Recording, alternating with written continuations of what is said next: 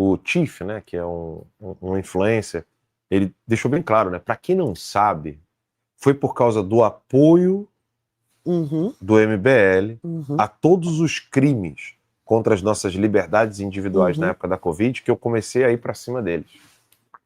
Ele falou, o MBL, né, o pessoal do MBL, eles apoiaram o lockdown, vacinas obrigatórias, passaporte de vacina para poder entrar nos lugares, chegaram a sair de casa para denunciar para a polícia festa privada, o MBL. Tá? O MBL. Estavam subindo em palanque com Dória e Orlando Silva do PCdoB para pedir fora Bozo, porque Bolsonaro estava defendendo nossa liberdade. O único no mundo. O único. Aí ele botou presidente. Aqui, eu tenho tudo documentado e vou postar nessa thread. E ele postou, né? E aí ele disse, um cidadão comum que teve uma lavagem cerebral feita pela Globo e afins, eu até passo pano para ele ter defendido esses crimes. A mídia colocou muito medo na população. Né? Com exceção, óbvio, do Terça Livre, que à época estava explicando em detalhes tudo o que estava acontecendo. Quando nós falamos no Brasil da origem do vírus ter sido o laboratório de Wuhan, eu me lembro como se fosse hoje. O Terça Livre está rindo na pandemia. Lembra quando o Rafael Fontana filmou os bastidores? Corona é o caralho, e a gente ali... Pensei, cara, isso é tudo plantado pela China. Zombaram. Danilo Gentili zombou do Terça Livre. Dória, MBL, todo esse pessoal zombou da gente. E aí, tá aí a verdade agora sobre o que o Fauci tentou esconder de todo mundo, Bernardo. Pois é, a única pessoa que batalhou aí para trazer a verdade à tona naquela época foi Jair Messias Bolsonaro. Não existiu outro. O resto se demonstrou como tiranetes, né? Caiado, Dória, Zema, todas essas pessoas. E agora você olha esse velhinho, pô, desculpa, Alan, mas não tem outra palavra, um velhinho filho da puta que praticou e uma engenharia social tremenda, cara, a pior coisa que eu já vi nesses últimos anos. E tem várias situações que ocorreram comigo, cara, e inclusive uma eu vou trazer aqui à tona para vocês terem a noção da gravidade. Eu tive uma prima, cara, que era uma criança, uma prima, à época ela tinha 10 ou 11 anos, agora não me lembro. Ela teve um apendicite, o apêndice supurou, ela teve uma sepse e morreu num hospital público de sepse. E durante a pandemia de Covid, tá? E o que acontece? No atestado de óbito dela, colocaram como sendo Covid e lacraram o caixão, fizeram um enterro ultra rápido, um velório de caixão fechado, com um saco preto. Por quê? Porque, como a Jamile falou, porque vários hospitais estavam ganhando para realizarem nos seus prontuários e nos seus obituários que o problema era a Covid. Por quê? Com isso, eles ganhavam uma verba extra. Tá? A gente viu a gravidade dessa coisa, cara, a gente colhe até hoje. Uma outra coisa que aconteceu comigo, eu não parei de trabalhar. Eu trabalhei direto e peguei o Covid. E agora eu posso falar numa boa. O tratamento que eu fiz foi o tratamento que o doutor, à época, né, que o doutor Zeballos estava trazendo à tona. Eu me tratei com dexametasona, cloroquina não cheguei a tomar. Tomei a dexametasona, a azitromicina e a ivermectina. O único sintoma grave, e tomei isso logo no início, né? O único sintoma, entre aspas, grave que eu tive foi a perda completa do paladar e do olfato. Então, por exemplo, se você me apresentasse um teste às cegas de um risoto de parmesão e um arroz doce, eu não saberia distinguir. Então, foi a coisa, entre aspas, grave que eu tive. E aí, por uma imposição institucional, eu tive que me submeter a 2 doses da vacina. Então, a primeira vacina eu tomei a AstraZeneca e a segunda vacina eu tomei a Pfizer. Quando eu tomei a Pfizer, eu fiquei acamado durante 7 dias, porque eu tive complicações da vacina. Febre alta, cansaço astronômico, eu não conseguia nem deambular dentro de casa, era uma dificuldade para mim, e isso não veio por meio do Covid, e sim da vacina. E até hoje, cara, eu tenho muito medo de colher os frutos disso num futuro não tão distante, tá? E aí voltando à questão da pandemia em si, cara, a gente viu no Brasil essas pessoas agindo como se fossem cegos, cara. E aí eu trago aqui o pessoal falando em ciência, lockdown, levando o que esse filho da puta nos impôs aí a ferro e fogo, sem fazer uma coisa, sem tomar uma atitude estritamente científica, que é o quê? É a observação. A ciência, ela para ser executada, ela é dividida em 3 polos, né? A observação, os testes e a mudança. Então, vamos lá. Os testes fizeram testes que não tinham profundidade alguma e tomaram aquilo ali como sendo uma verdade absoluta para impor essa picada. Até hoje eu não sei se eu posso falar sobre isso aqui no Brasil não, tá bom, ô Jamil e Alan? Até hoje eu não sei. Eu não sei o que pode vir a gente falando isso aqui. Então, se basearam apenas em testes, né, que não tinham profundidade alguma e descartaram completamente a observação. E essa foi uma reclamação de praticamente todos os médicos que estavam atuando ali na ponta da patrulha, que eram os médicos que estavam, de fato, nas emergências, nos CTIs, lidando diuturnamente com esses tipos de caso. Esses médicos vieram aí, eu cito o Zeballos porque é um cara que eu acompanho de verdade, acompanho de fato, né? O Zeballos já havia falado isso. Gente, olha só, não existe o teste de duplo grau, se eu não me engano, mas mesmo assim, isso aí é uma coisa que fica na ponta da linha. É uma coisa que fica que não deve ser observada a ferro e fogo. Eu preciso fazer as observações de campo. E aí viu-se que realmente a ivermectina conseguia segurar e retardar ou então reduzir os sintomas do vírus. A questão da dexametasona, hidrocortisona, essas coisas todas, elas também caíam a proliferação do vírus no pulmão, se eu não me engano. E a azitromicina também não deixava você evoluir para um quadro onde você tinha que ser entubado. E aí o que aconteceu? Podaram. Vamos relembrar aqui. Podaram o nosso presidente da República à época, que falava, olha só, não adianta fechar tudo, porque você não vai fazer com que o vírus se deixe de proliferar e você vai criar uma crise econômica nesse país. Fora a crise econômica, a gente tem a crise de cognição das nossas crianças, que ficaram um tempão sem poder ir ao colégio, ou quando foi liberado com uso de máscara, o que existe estudo. Aí sim, existe um estudo que quando você tapa essa parte da boca e do nariz e você perde o semblante, a criança tem uma dificuldade tremenda de fazer a leitura das emoções. E isso acaba retardando o desenvolvimento cognitivo dela. Enfim, cara, isso aí, infelizmente, não tem como voltar atrás. E aí, só um adendo sobre o Senado americano, que a Jamile já trouxe, né? Mas existe uma outra parte da doutrina americana que trouxe até um precedente, né? Que é o precedente que esse vagabundo não pode se furtar, falar a verdade, né? Ele não pode invocar a quinta emenda porque ele já foi beneficiado pelo perdão anterior. Então, esse outro vagabundo, chamado Joe Biden, deu perdão para esse filho da puta desde 2014 em diante. Então, existe um precedente de 1800 e tal, dizendo que por ele já ser indultado, ele não poderia se furtar em falar a verdade, ele não poderia invocar a quinta emenda. Então, já existe um movimento dentro do Senado para cortar isso na raiz e para trazê-lo de volta para que ele sente ali e seja obrigado a falar a verdade, Alan. O que essa galera fez precisa agora encontrar uma palavra que eu amo em inglês, né? Que é accountability. Infelizmente, não tem uma tradução boa. Alan, diga. Pode falar. Desculpa, eu esqueci de falar uma coisa.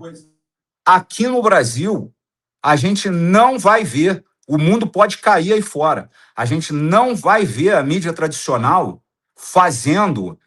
pedindo desculpas. Não vai. Por quê? Porque eles fizeram parte do problema diretamente. Diretamente.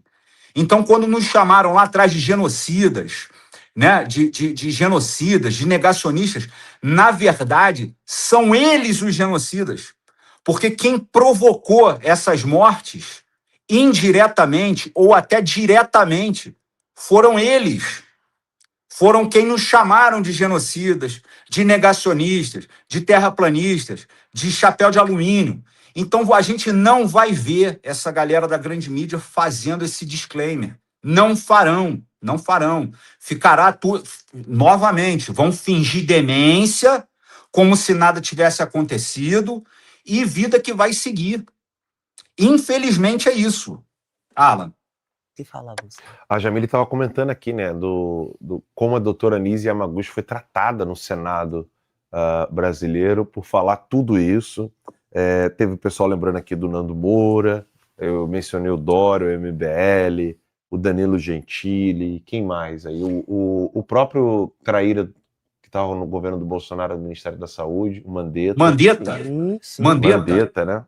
Mas tem Dório, Caiado. Existem 4 nomes no Brasil que eu acho que é necessário. Desculpe, Roverão, rapidinho.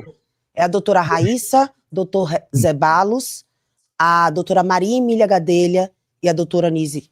São essas 4 pessoas que lutaram por nós com unhas e dentes e sofreram consequências devastadoras. Eu nunca vou esquecer como trataram a doutora Nise naquele Senado. Eu tenho nojo da forma como aquela médica respeitada foi tratada. Eu acho que ela até está indo para deputada federal lá em São Paulo, né? Eu conheço pessoalmente, tenho esse orgulho de falar, não sou de falar muito das pessoas que eu conheço pessoalmente não, tá? Mas a doutora Nise é uma mulher de muito valor e eu nunca vou esquecer como esse Senado canalha tratou uma médica quando ela estava apenas tentando salvar a vida das pessoas. Roverão, é com você, desculpe. Eu ia comentar só uma coisinha rápida, Roverão, que era Todo mundo o Átila Yamarino, né? Mas enfim, vai lá, Roverão. Sim. O que eu quero ressaltar é o seguinte: muita gente está concentrada nesse elemento político-jurídico de que, se o Fauci puxou a quinta emenda, se o Fauci não puxou a quinta emenda, se é válido, se não é válido, se é a situação dele, se não é. O que eu quero lembrar é o seguinte: todas essas situações, elas não são novas, né? Primeiro, foi o Terça Livre, sim, que trouxe isso. Mas também, quem deu start na queda da Bastilha foi um jornalista. Foi um jornalista que foi para a praça e começou a denunciar na praça, né? Não sei quem estudou história, quem gosta dessa parte da história, ele começou a denunciar na praça que tinha presos políticos, que não sei o quê. Começou, no final das contas, naquele caso ali, o que ele estava falando não era verdade, mas funcionou porque as pessoas se revoltaram. As armas estão naquele lugar ali e tal, e as pessoas se revoltaram e despertaram, de certa maneira, para fazer, aspas, a queda da Bastilha. Se está errado ou se está certo, isso daqui é uma coisa que dá para discutir. Agora, o caso é que o trabalho do jornalista é levar justamente essas informações e não se acovardar, porque muita gente... Eu lembro que o Felipe Moura Brasil uma vez acusou o Alan, disse que o Alan era amiguinho da direita, que o trabalho do jornalista não era ser amiguinho de político, quando, na verdade, quem estava fazendo esse trabalho era ele, com aquela matéria que acabou, né, que deu o start, foi o blogueiro de Crachá. Qual era o nome da matéria? Do Felipe Moura Brasil. Viu, Felipe Moura? É bom que você esteja ouvindo, que é com você mesmo, tá? Não é com outro, é com você, né? Você, o seu Luciano Nayan, a turma do MBL, são os responsáveis por tudo que está acontecendo nesse exato momento no Brasil, inclusive pelo retorno do Lula. Tá? Vocês são, o MBL gosta de dizer que não, nós derrubamos o Lula. Não, vocês não derrubaram nada. Enquanto o pessoal da direita de verdade estava fazendo um tremendo movimento, começado pelo professor Olavo de Carvalho, eles estavam querendo protagonismo em tempo integral. Não, nós fazemos, nós acontecemos. Foram lá bater papo. Eu me lembro que em 2016 eu estava fazendo uma matéria e tinha 2 grupos acampados em Brasília, e aí tinha um pessoal que era intervencionista, e tinha um pessoal que era do MBL, não sei o que e tudo, e tinha ali uns grupos, e que ouviram falar que a PM ia baixar a porrada em todo mundo. E aí eu comecei a fazer umas ligações para fazer apuração e tal, e o que uma pessoa me contou, depois essa pessoa saiu do MBL, eu liguei para ele na época, ele virou para mim e falou assim, a polícia vai sentar o pau em todo mundo, menos no MBL. Eu falei, por quê? Perguntei para ele, por quê? E ele me revelou assim, quem me revelou isso hoje eu posso falar o nome dele, foi o Kaique Mafra, não sei quem conhece ele, né? Ele no telefone naquela época me falou, ele era do MBL, ele me falou no telefone naquela época, e eles fizeram um acordo com o Eduardo Cunha. O Eduardo Cunha era presidente da Câmara naquela época, né? Eu noticiei essas coisas, mas paciência. Agora, o que eu estou falando é o seguinte, esse pessoal sempre foi sistema. E quando a gente diz isso, olha que louco, olha que coisa, né? Esta turma da esquerda repete comportamentos que eles juram que pertencem à direita. O Fauci não é novidade. O Fauci é uma nova versão do Joseph Mengele. O comportamento nazista que eles atribuem à direita e que, na verdade, se prova, não só através de evidências, mas agora provas, né? Não é mais uma questão de circunstância, é uma prova. O Fauci se sentiu à vontade para atender toda a turma e olha só, a turma que se diz esquerda moderada, hein? A turma que se diz esquerda moderada, não é a turma que se diz esquerda radical, não. Da Revolução Armada, não sei, a turma cheirosinha, a turma à la MBL, ok? Esta turma, nós somos superiores, né? Eles acham que eles são superiores, que eles estão no andar de cima da humanidade, olhando para baixo e julgando, né? Quem são aqueles meros mortais que estão lá embaixo? Quem são aqueles meros mortais que estão lá embaixo? Então, você verifica o seguinte, que esse tipo de comportamento precisa desse tipo de ação. Não, o Joe Biden, inclusive, ele tinha um livro, se eu não me engano, né? Eu não lembro agora se era um livro ou se era um ensaio ou coisa assim, que ele tinha escrito Como Aprendi a Amar a Nova Ordem Mundial. Ele tinha escrito isso, salvo engano, na juventude, né? O Biden. E quando você vê o Fauci fazendo isso, esse pessoal todo, de aspas, esquerda moderada, reunida no Clube de Roma, ao qual participam Marina Silva no Brasil e Fernando Henrique Cardoso. Qual é a ideia do Clube de Roma? Fazer a redução populacional. Eles têm aquele cálculo, eu esqueci o nome do sujeito que faz o cálculo, o pessoal do chat aqui, ou os nossos companheiros da bancada me lembrem aqui, o pessoal do chat da bancada me lembrem aqui o nome do sujeito que ele fez aquele cálculo, que é o seguinte, ele diz que a população cresce em progressão geométrica, né? Ela se multiplica por ela mesma, enquanto que os recursos crescem em progressão aritmética, né? Eles só se somam. Então, eles vão crescendo sim, mas numa somatória, enquanto a população vai crescendo numa outra linha, que é numa outra linha muito superior, que é a multiplicação. Então, dada esta hipótese, essa ideia deles, o Malthus, obrigado, o pessoal está colocando, Thomas Malthus, isso mesmo. Essa turma do Clube de Roma segue à risca a ideia do Thomas Malthus. Eles dizem, olha, não vai ter comida para todo mundo, né? Então você tem que exterminar metade da humanidade.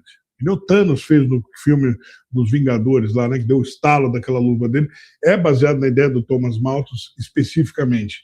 Então, este pessoal todo, aí repito, Marina Silva está inscrita no Clube de Roma, Fernando Henrique está inscrito no Clube de Roma, esse pessoal todo são malthusianos, seguem a ideia seguem a ideia de redução populacional e Clube de Roma, do qual saem muitas iniciativas da nova ordem mundial, como casamento homossexual. Por quê? Porque estão preocupados com a felicidade das pessoas que querem fazer sexo com pessoas do mesmo sexo?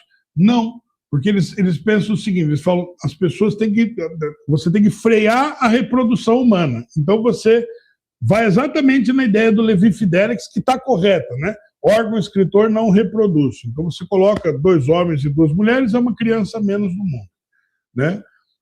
Depois, além de casamento homossexual, eles colocam lá a esterilização em massa, aborto, né? Quanto menos crianças nascerem, menos bocas tem para alimentar.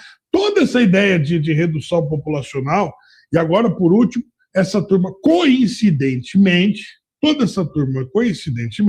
eles são melhores do que todo mundo, a ponto de julgar quem é que pode viver e quem não tem direito à vida, né? Esta turma toda repete o comportamento do Joseph Mengele, do nazismo, na pele de um democrata, não, um democrata gostosão, que gosta da democracia, só que se coloca como um juiz das vidas, né? E o Mengele, sabe qual era o apelido dele lá nos campos de concentração? Era o Anjo. Não. Anjo da Morte. Fala de novo, desculpa, não ouvi. Anjo da Morte. Meu Deus. Era o apelido do Joseph Mengele nos campos de concentração nazistas, né? do socialismo nacional, né? Então, enfim, isso é que eu quero trazer. Aquilo que eles acusam todo mundo, e agora com provas, são o que eles fazem. Eu quero ver quem é que vai levantar o dedo na esquerda agora. Na esquerda e parte da aspas direita, tá, que saiu na defesa desse pessoal com toda essa covardia. Toda essa covardia. Tá certo? É isso que eu queria trazer. Então, Rovera, eu tô aqui me segurando, cara, porque tem um vídeo no X que o pessoal colocou aqui de uma criança, Angélica. Eu não vou reproduzir esse vídeo aqui.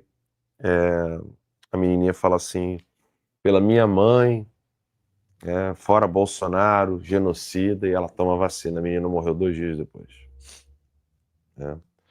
E eu digo mais, né? A você em casa que está nos assistindo, o problema não é só esse negócio de Covid, não, tá? A minha filha, quando ela tomou as vacinas, né, que estão ali na agenda de qualquer criança no Brasil, quando ela tomou a vacina da tríplice viral, a minha filha quase morreu e foi para UTI. Até hoje a gente tenta recuperar a nossa filhinha. Foi a tríplice viral. A TT teve meningite encefálica, exatamente porque na nossa casa a gente não questionava nada. A gente achava que realmente as vacinas eram, né, o pessoal do sistema de saúde no mundo inteiro levavam isso muito a sério. Óbvio que hoje os filhos mais saudáveis que eu tenho não tomaram nenhuma vacina, não é Covid, nenhuma, que é o Pedro e o Gabriel. São os mais saudáveis. Eles não tomaram nenhuma, nem aquela que tem lá depois que a criança nasce, que é uma simplesinha, não lembro agora o nome. Minha esposa que domina esse assunto, porque ela pesquisou a fundo. Até hoje eu não tenho nem psicológico para tratar desse tema, sendo bem sincero a vocês, me abala muito. Mas assim, não foi Covid, foi a tríplice viral, que no Brasil só é dada para crianças da idade da TT, porque a Dilma Rousseff mudou. Aqui nos Estados Unidos, e salvo engano na Europa, não é dado a uma criança de 1 ano e meio. Tá? Então, assim, é punk, tá? Não é BCG não, que eu tava falando não, porque meus filhos nasceram aqui no Brasil, não se tomam, aqui nos Estados Unidos não se toma BCG. O Gabriel nasceu aqui nos Estados Unidos, ele é americano. Enfim, tomem cuidado, investiguem. A imprensa já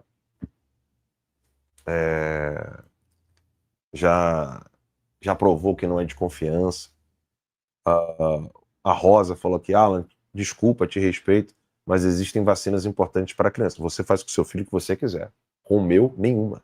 Eles não vão ver nenhuma. Então, eu não estou dando... Rosa, entenda uma coisa. Eu não estou te dando conselhos. Eu estou falando o que eu fiz. Eu não dou conselhos a pais sobre Uhum. isso. Isso é decisão de cada pai. Os meus filhos não tomam nenhuma vacina. Não é algumas, é nenhuma, zero. Isso é decisão de cada pai vai tomar a sua decisão, né? A Terezinha botou aqui, eu lembro da TT brincando na casa de Brasília, minha filha era uma criança Perfeito. extremamente Normal. saudável, ela não tinha nada, absolutamente nada. Eu sou o pai, né, da minha filha, eu vou decidir por ela, né? Eu e minha esposa. Nós temos aqui a Religious Exemption, aqui na Flórida, que inclusive é um dos temas de pauta Fala em que eu português, não... é exceção. exceção religiosa. Isso. Então,